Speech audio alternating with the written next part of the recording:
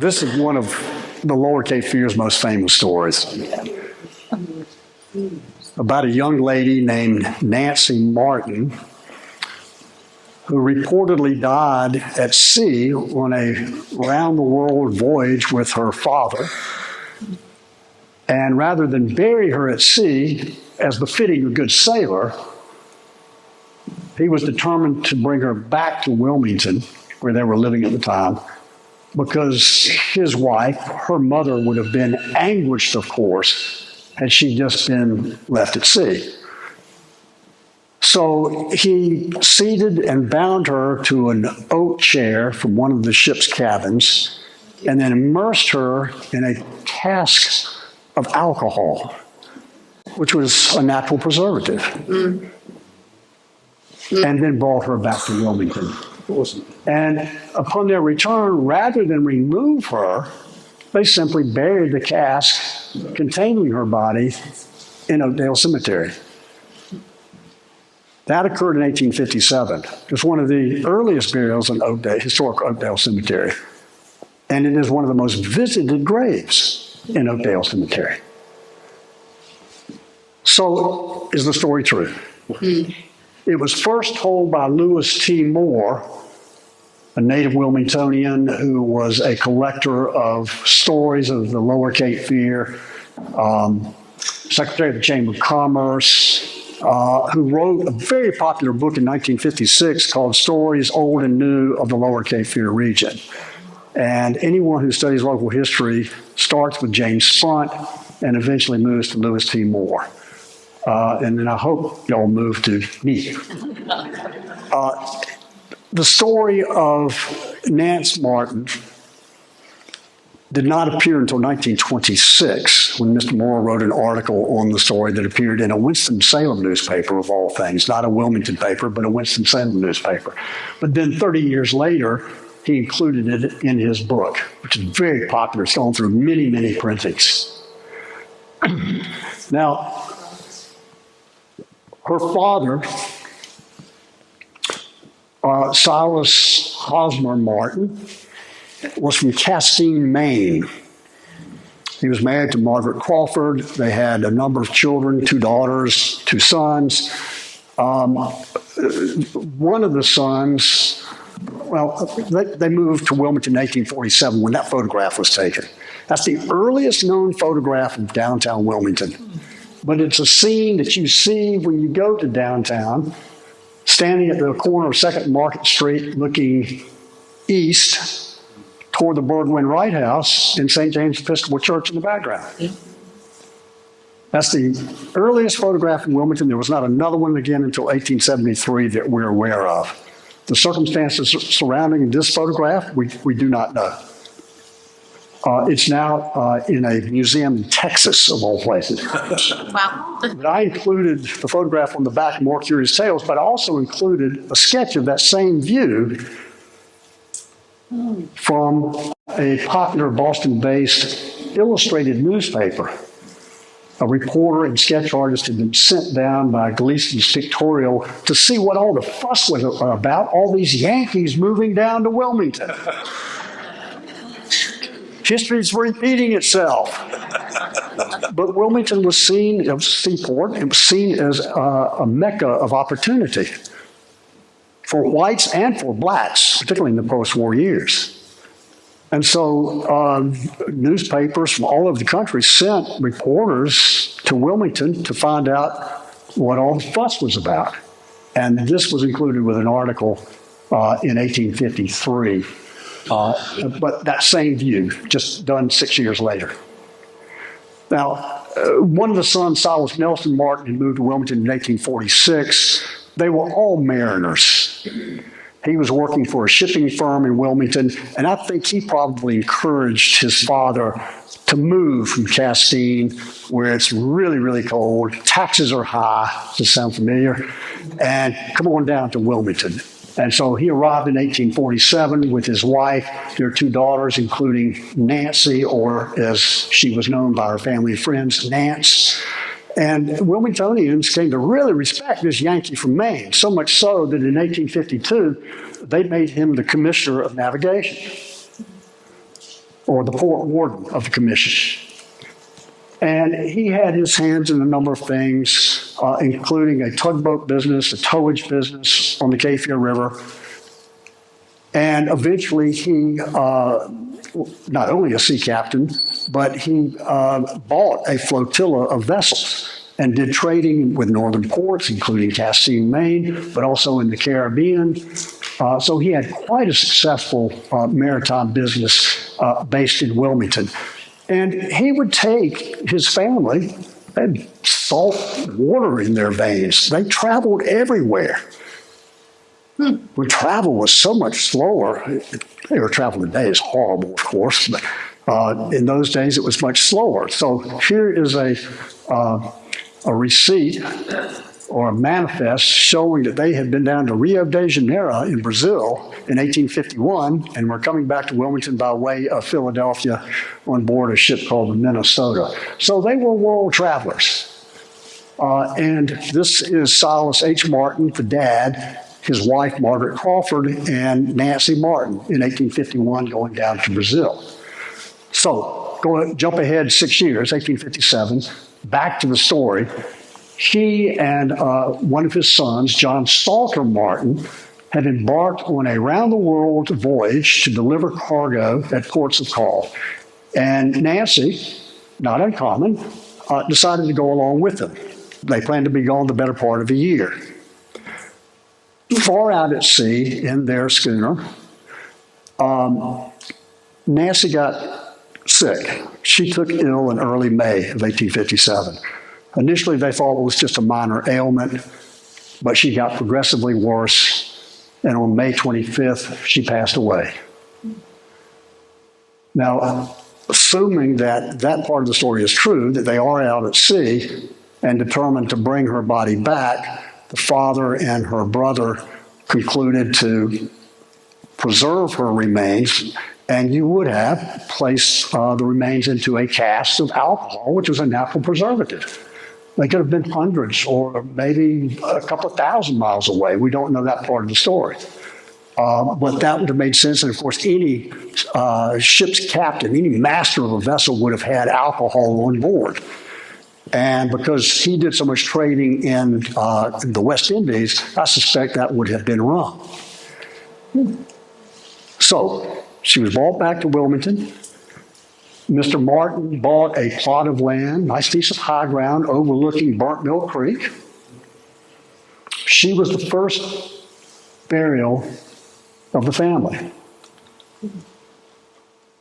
And then they had this beautiful granite marker carved with just her name, simply but elegantly embossed Nance. And of course, the marker, a sapling cut short, its limb askew and lopped off, indicating a life cut short. So you go through Oakdale Cemetery, any cemetery, and the funerary art symbolism is just very appealing. And so that was the first burial.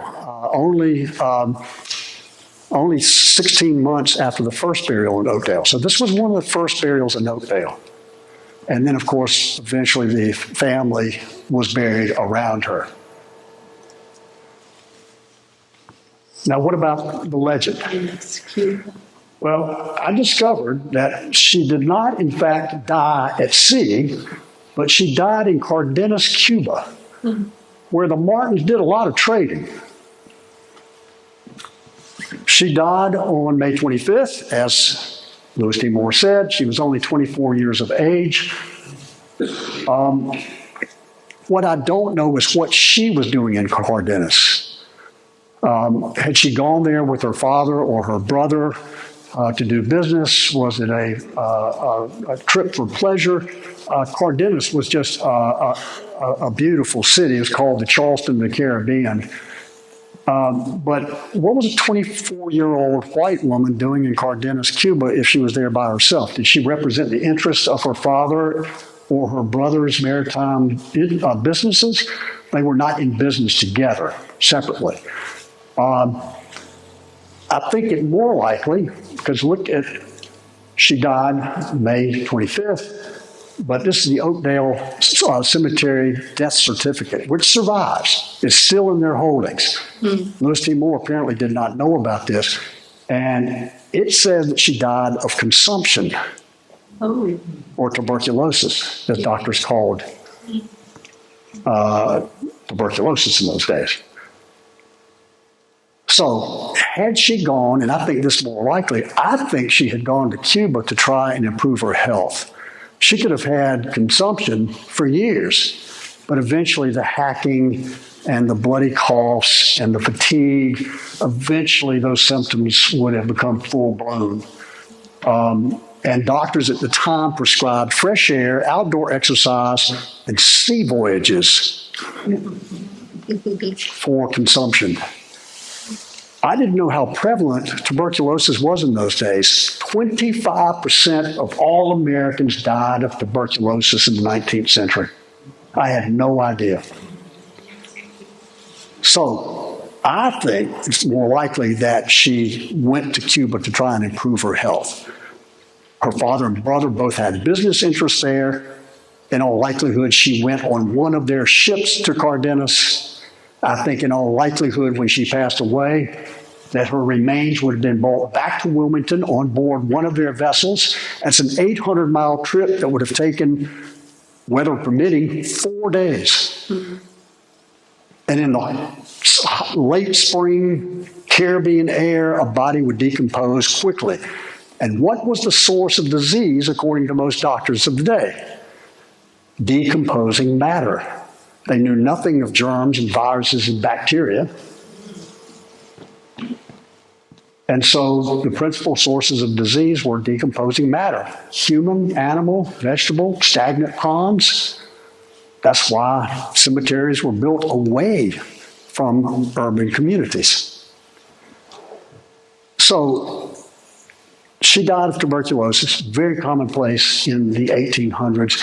And I think it's likely that any shipmaster, I don't think it was her father, I don't think it was John Salter. He had actually gone north to Castine, Maine at about the same time as her death.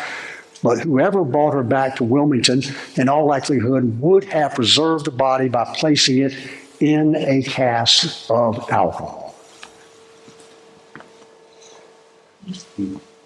So that's why I think she was in the Charleston of the Caribbean, Cardenas, in 1857. Now, Louis T. Moore said that on that same round-the-world sea voyage, John Salter Martin, her brother, was swept overboard by a storm, a squall, a rogue wave, and disappeared. The father and his crew looked on deck, below deck, turned around and went back across their path from the day before, but he was gone. And when you go to the family cemetery's plot, there is a beautiful obelisk. And you can see it says John Salter Martin was lost at sea September of 1857, age 34 years. Very young man. Well, in fact, he was lost at sea in September of 1857 on board his own vessel. He was not on the same trip with his father and sister, but on a separate voyage to Cardenas, and they left Wilmington on September 9th, and they did not know, nor could they have known at the time, that roaring up the Atlantic seaboard at the same time was a hurricane. And I think that's what caused the sinking of his vessel, and he and his entire crew, officers and crewmen, were lost, never to be seen again. So I think that's what happened to him. He definitely did not die on the same voyage with his sister. So his vessel, the LNA Hobart, bound for Cardenas, was not seen or heard from since. In December of 1857, there was a ship out of Rhode Island that ran across some wreckage in the Caribbean, and he was able to make out part of the ship's name, from some of the wood part of the hull, and it was B-A-R-T. So that lends credence to, the possibility at least that he had encountered the wreckage of the L&A Hobart.